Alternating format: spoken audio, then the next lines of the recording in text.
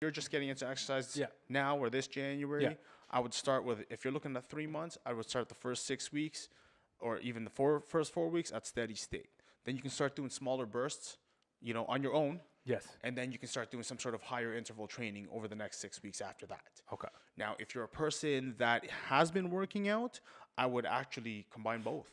I would That's inject what both. I was gonna say. Like I like doing both. I would combine both. I would do 2 days of high intensity, another 2 days of steady state. I'm always on the side of experiment on yourself. Yeah, Like yeah, track give it it a go. yourself and let it give yourself a period of time to really experiment with yourself. Yeah. Welcome back to Behind the Strength, where we improve your health, wealth, and peace of mind. I'm Carlo. And I'm Christian. We're your hosts. And by the way, if there is any questions or any comments you guys may have, or anything you may want us to cover in future episodes, please do connect with us and contact us. Anything you want to debunk or any topic. Bobby, Terry, Sandy at strengthenyou.com. That's BTS at strength hyphen the letter N hyphen the letter U.com. Connect with us. Let us know, your thoughts. If you have any questions, follow us on Instagram and Facebook at strengthenyou, STRENGTHNU. So today, we're going to be talking about what really is the best for fat burning, steady state cardio or HIIT training. Now, there's so many conflicting, papers and essays and stuff saying which one is better. There's the old bodybuilding method of steady state cardio, just steady state cardio, no HIIT training, because you're gonna burn muscle. But what's the real truth about that? I mean, how do you feel? I've personally done both, and I've been very successful at both. Okay. But the difference is, I've been training for a fucking long time, so right. It's different. So it's I in my personal view, it's all contextual. Yes. I lean more towards right now. I'm leaning more towards the steady state cardio for me. Okay. For me. Okay. And your goal right now is? Right now is just really, I don't know, just lean out and get strong. Really. Okay. Yeah. Okay. Cool. So the difference is like like I said, I did both for years and years and years. Yes. I've ran like thousands of kilometers. I like long distance running, and I've done HIIT training, and Muay Thai and like high level conditioning stuff. The reason why I like steady state cardio right now, because of running the business and stuff like that, I like to be more of like relaxed mode. I like to be in meditative state. That's awesome. So my goal is attaching fat loss with being able to meditate.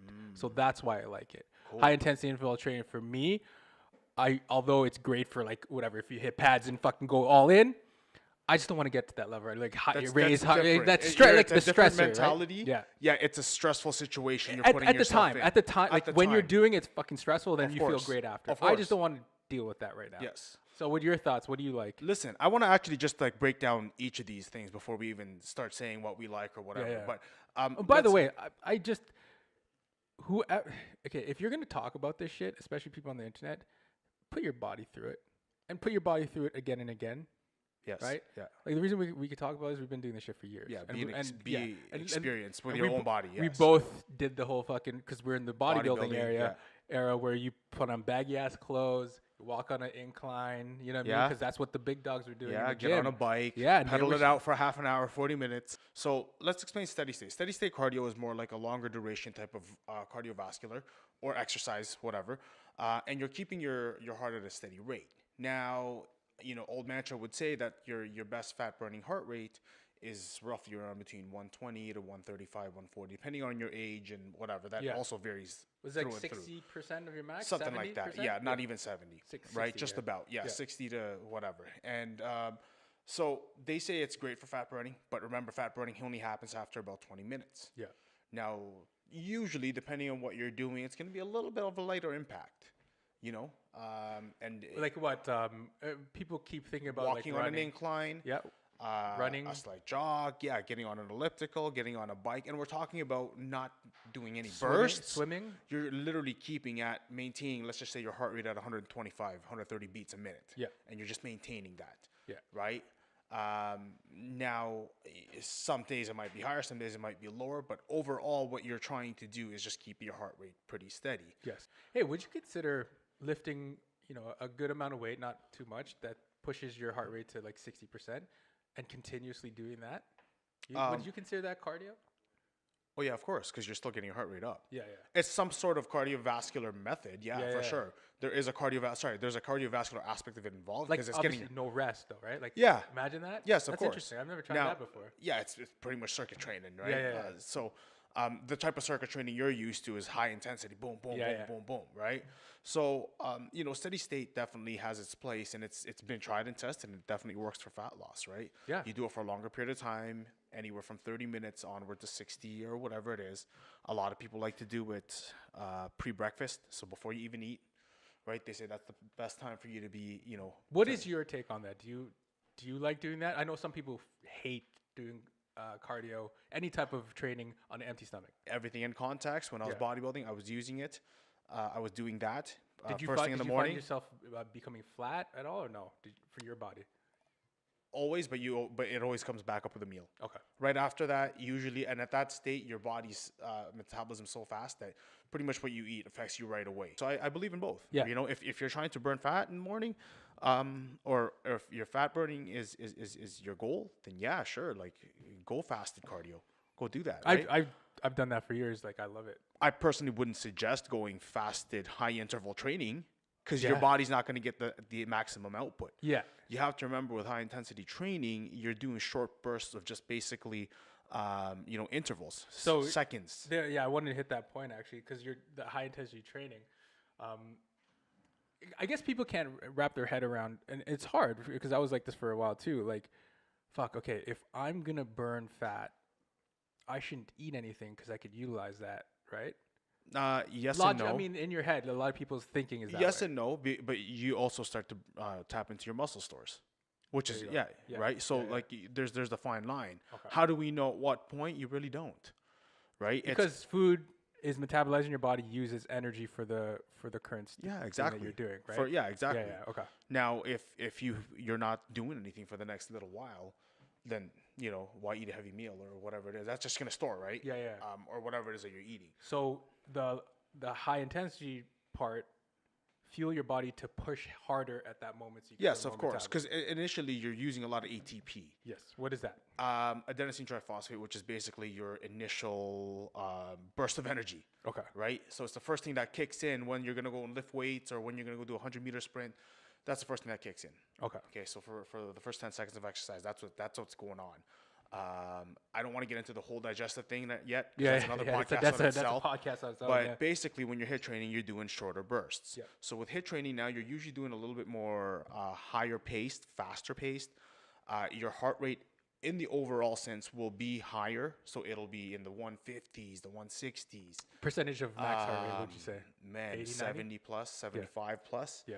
Right? Depending on the level of exerciser you are. Yeah. Now, I wouldn't suggest this HIIT training for beginners or detrained people because it takes a while for your body to even learn how to efficiently use, all your nutrients and basically to function at those high heart rates. Well, it's the same thing as you don't want to train a new person and just kill them, put them in the ground, right? Like overexert their body in the first freaking few sessions. It doesn't if make you sense. do that as a beginner or somebody puts you through that type of workout, you're gonna pass out for sure. You're gonna feel faint. You're gonna not feel well. Your body's hormones and everything's just gonna be all over the place. You're causing cortisol to be released, which are stress hormones now. So you're actually not doing good for your body. As a beginner doing that. And you're going to shock the shit out of them and you're going to scare the shit out of them at the same time. The mentality behind it, you have to go all in on HIIT. Like I see so many fucking people do this wrong. Yeah. So many people. They think because they're moving or whatever, the time is whatever, 20 seconds or 10 seconds. But they don't realize that you have to go balls to the wall on that. Now, something like a lot of times I could just see people do, I'm doing HIIT training and they're doing like fucking reverse lunges. I'm like, what the fuck that's not HIIT training. Now to take into context like HIIT training or high intensity training, high interval training, you probably wouldn't want an interval any longer than 30 seconds. Yeah. Because all out, you cannot go any further than that. Yes. I understand if you're in a class format where they may make the time longer because it takes time for a person to get into an exercise, and Yeah. by the time they actually get into it, it's about 5 seconds in or whatever it is. Well, But some exercises aren't some high exercises intensity not, interval yes, training exactly. type exercises too, right? Not yeah, exactly. But generally in a time of high intensity, like 10-20 seconds is a very good. Yeah. So a lot of times when I train the high level athletes or the fighters, I don't even say how many seconds. Just go burst and then Go, right, and then I burst, stop. you time, I stop. stop them, and they just so because you want to get them away from being fixated on the On a time, time. and being Effort. fixated on effort. Effort. Because I could feel it, right? You could see their Yes, effort. Yeah. yes. There's a huge difference between effort and the time associated Yeah. with having to put out maximal effort. And I guess when people say that HIIT training doesn't work is because you're probably not actually doing high intensity training, interval training. HIIT training, just to be clear, is maximal effort. Like you want to maximize your effort. What are some good exercises for that? Tire slams, sled pushes. Sled pushes are good. That kind of stuff. Ropes, those burn ropes, out. Like battle high ropes. intensity ropes, Yeah, like not just battle like ropes. high. No, weight, I'm talking about like high bump. speed. Yeah, You're going up, down, up, down. Yeah. 1-2s on a bag, like even like all out. For 10, Boxing 15 is amazing seconds. for that. Boxing is amazing for that, Love that right? shit. Now, for athletes, high intensity training is what they're usually training at because that's how they play their sport. Yeah. Now, steady state also has their place for them because they will probably do that between transition of seasons or transition of phases and stuff like that. Yes. So that has Okay, its so place there too. for boxers, right? Like we were talking about this earlier before we started. They do high intensity or Muay Thai fighters or UFC guys. They do high intensity of real training, obviously. Yes. That's their nature. But they also do long distance running, Yes. right? Yes. Why do you think they do that? Well, sometimes it's just to obviously help, like the long distance. Number one is meditative. Yeah. Number two is it's a little bit more of a recovery type of thing. Yeah. So they use it more for getting actual blood flow through your body, constant, clean blood flow. So you're actually cleaning your body out. Yeah. And you're getting the cardiovascular aspect of it, right? So it's not necessary for like fat loss. We're talking. This podcast is about we're talking about steady state versus high intensity interval training for fat loss. Okay. Yes. Now for cardio, obviously, if you want to test your cardio, high intensity training wins, right? If you want to actually test your stop and go cardio. Yeah. Now, if you want to test your duration cardio, your long duration cardio, steady state is obviously going to win because the point is to keep a steady heart rate going for the duration of your exercise or your ideal time. But when we're talking about fat burning now, there's so many pros and cons to both, right? So like, where do we sit on? Both have equal benefits.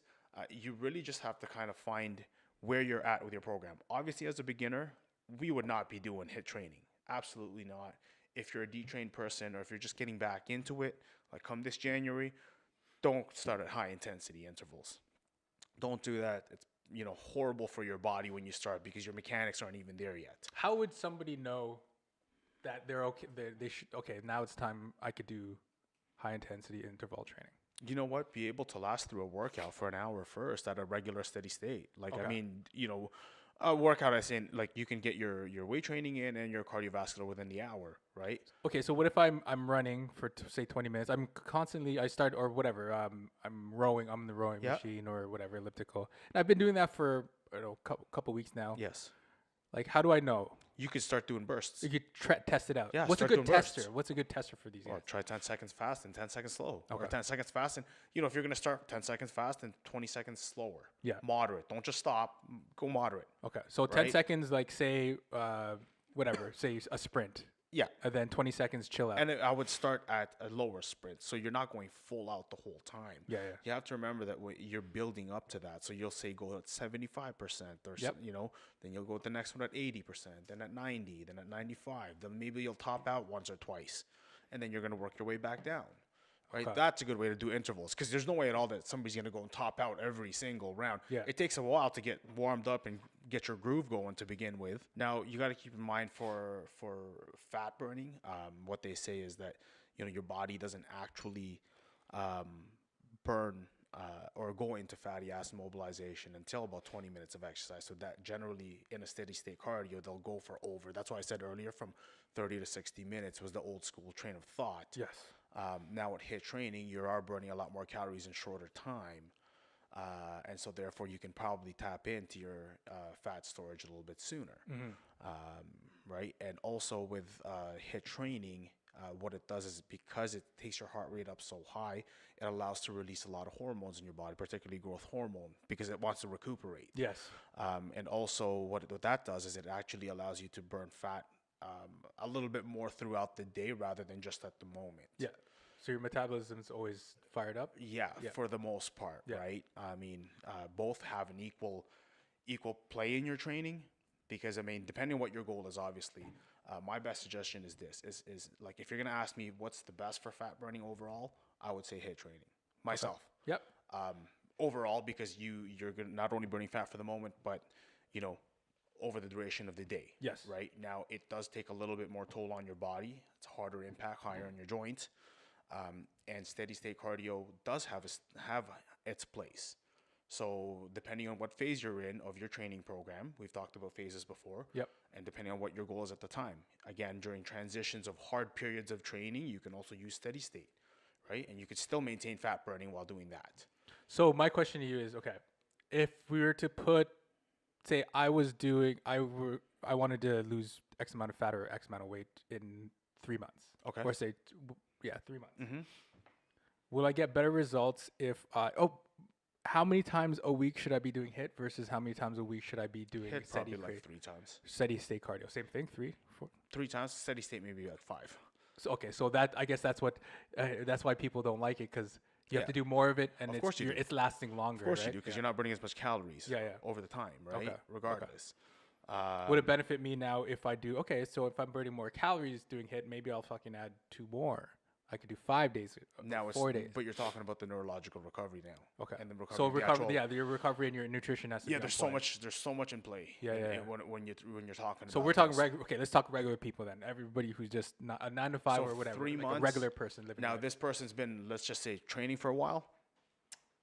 Average, like here and there, just a regular person, like not like us who we've been in the fucking gym for years. If you've never trained, or if you're just getting into exercise now or this January, I would start with, if you're looking at 3 months, I would start the first 6 weeks, or even the first 4 weeks at steady state. Then you can start doing smaller bursts, on your own. Yes. And then you can start doing some sort of higher interval training over the next 6 weeks after that. Okay. Now, if you're a person that has been working out, I would actually combine both. That's what I was gonna say. Like I like doing both. I would combine both. I would do 2 days of high intensity, another 2 days of steady state of some form, right? See, the thing that people don't really talk about too is like how much muscle mass do you have while you're doing this? How much sleep are you getting while you're doing this? Like your diet, right? Like what are your bad habits like? So it's not just when you ask that question, what's better, this or this? Yeah. Everything is in context, man. That's what I say. Like for me right now, I'm in a steady state cardio. I love I need that. I need that hit. Like I listen to a podcast or whatever, or some good music or some tutorials when because I need that 30 minutes. Is that 30 minutes of me being closed off from the world and really tuning into what my day is going to look like, because I like doing it in the morning. Yes. I love that right now. Right. But whereas for me, I'm really liking my high intensity training. Yeah. Moving, back and forth between exercise, getting my heart rate right up there. Now my workouts are not lasting that long, about 25 minutes to half an hour of that, just boom, boom, boom, right? Yeah. And plus, I don't like the high intensity interval. Like I feel because I go all that, and you just feel exhausted. You do. Now, would you combine? Like I do a little bit of HIIT training and then do some long form cardio at the same session. Yeah, of course. Why not? A lot of Muay Thai people do that. Yeah, you mix both, right? I mean, it's a good way to preserve your body to begin with. Again, high intensity training, hence the term high intensity. It also means higher impact. Higher impact on your joints, on your connective tissue. So it doesn't hurt to kind of cool things down a little bit at the end of your workout with a nice steady state. Also, even before you start to go hard. Yeah, where do you guys stand? Please let us know. Because there's pretty cool. Like I've seen it so many times. Like extreme fat loss people. A lot of them did do the steady state for cardio, sure. And that's how they did. They tightened up their eating and stuff like that. But I know a lot who have lost a shitload of weight doing high intensity, and 1000%. they swear by that. Yeah. I'm always on the side of experiment on yourself. Yeah. Like track give it yourself. a go. and let it give yourself a period of time to really experiment with yourself. Yeah. Actually, let's talk about nutrition real quick. Can I be more flexible on my eating when I'm doing high intensity interval training versus steady state cardio? Like how am I eating? How am I supposed to eat when I'm doing either or? Listen, if you're doing either or, Yeah. and your goal is fat loss, you should be eating clean. Clean. Period. Okay. That's it. Okay. Yeah. So you guys let us know which side you're on. Please give both a try. They both have their place in your fitness regime, and let us know how it works for you, and let us know which side you're on or which side you tend to lean on. All right, and why, please. Yeah. We'd love to hear about it. Team steady state, baby. HIIT training. Till the next time. I'm Carlo Balagasse. I'm Christian. Thanks for listening to Behind the Strength podcast. All right.